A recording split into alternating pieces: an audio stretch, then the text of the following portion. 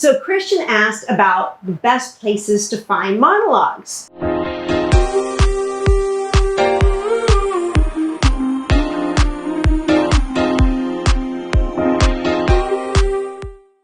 Well, it's really easy to find monologues online if you Google monologues for actors.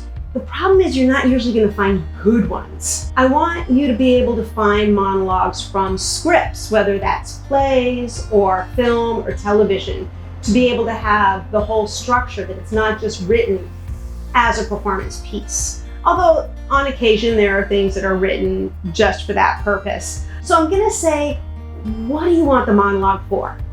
Do you want to practice learning lines or being able to work without having a scene partner? Are you going to record it?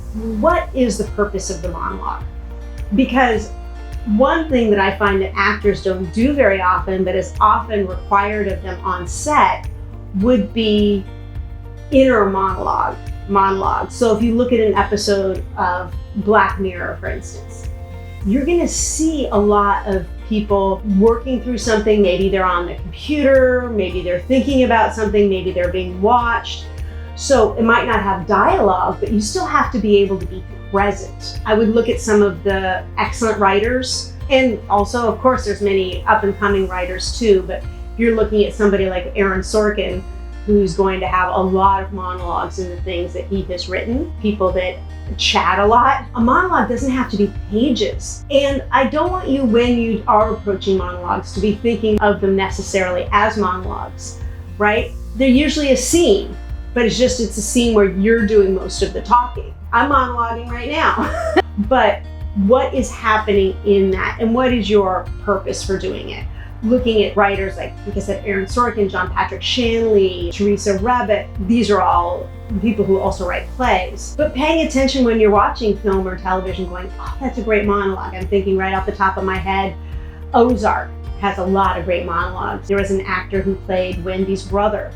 Wonderful monologue when he's in the car. Paying attention to where you're watching. But like I said, I'm not a huge fan of those monologues that are just written on their own, a performance piece. You know, this is a monologue where you can get really angry, and here's a monologue where you can, no, I really, because you still have to approach it like you would in any scene. Who am I? What is it that I need or I want? And what's stopping me from getting what I need or I want?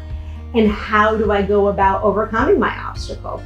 Those components still need to be found. So I apologize for not really answering the question, right? Because I'm sure, as you know, if you Google, you'll find pretty much the same 5 monologues for everybody. And they get a little old and tired, right? Something else too, maybe you write one.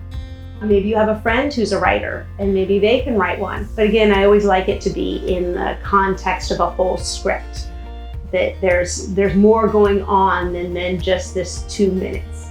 Okay, so thank you, Christian. Please like, comment, subscribe. If you have a place to find great monologues, maybe it was a play that you saw or a movie that you saw, drop them in the comments. Let us know. Let's help each other out, okay?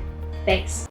Well done. Rolling with the homies. Oh, fudge. You know why I said fudge. Like, great, yeah. Fudgy food. All right.